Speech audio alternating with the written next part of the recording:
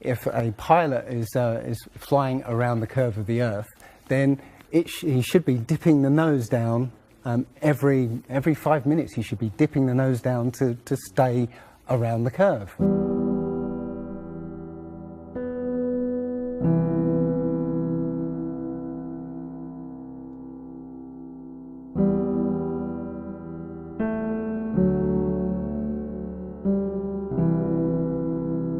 The thing that really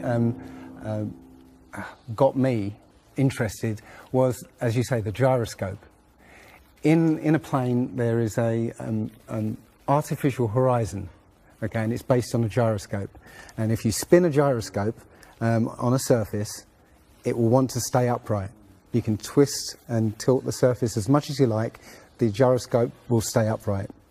So if a plane has a gyroscope and it starts following the curve of the Earth, the gyroscope would stay upright, which means the artificial horizon will start to roll backwards. But it doesn't. That's absolute proof that a plane flies over a flat surface rather than a curved one. Because I asked the pilot on my last flight, you know, do you ever notice the artificial horizon rolling backwards? He said, no, but the artificial horizon has complex electronics in it to make sure it knows where it is on the Earth and it compensates. But I went to the manufacturer of the artificial horizon and they confirmed to me that it's completely mechanical, nothing electronic in it whatsoever. So it's literally just a gyroscope that can freely move. So that right there is proof to me that you know, planes fly over a plane.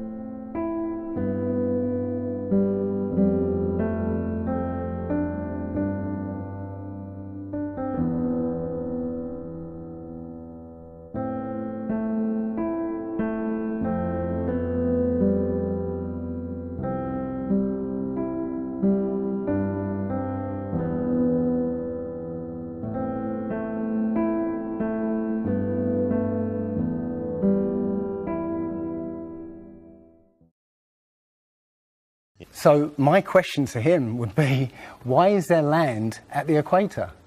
Because water will move more readily than rock. So if the Earth is spinning, the water will be collected at the equator. I mean, if you spin a wet tennis ball, okay, you spin a wet tennis ball, the water shoots off at the equator, essentially. So all the water will be gathered around the equator. So why is there land at the equator? Doesn't make any sense.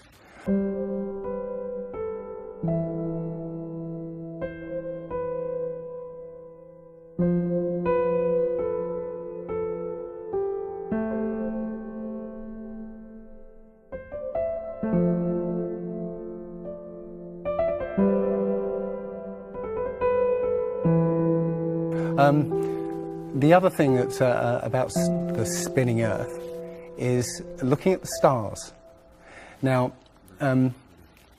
directly above the axis of spin is the pole star, Polaris, okay, directly over the North Pole.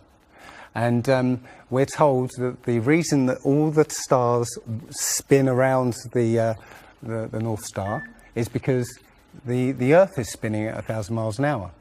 Okay, seems to make sense, because if you put a long exposure camera pointing at the North Star, you'll see the stars will make perfect circles around, perfect star trails. The only problem is the Earth is also orbiting the Sun at 67,000 miles an hour. Okay, the Sun is moving, dragging the Earth and all the planets up that way or that way at 600,000 miles an hour. So why do we see perfect circles? You know, because that's the slowest speed, that's slowest motion in that mix, and yet the Earth is moving 67 times faster that way and 600 times faster that way. So you should see the stars do all sorts of strange motions, but you don't. You only see them make these perfect circles. That tells me that it's the stars that are moving, not the Earth.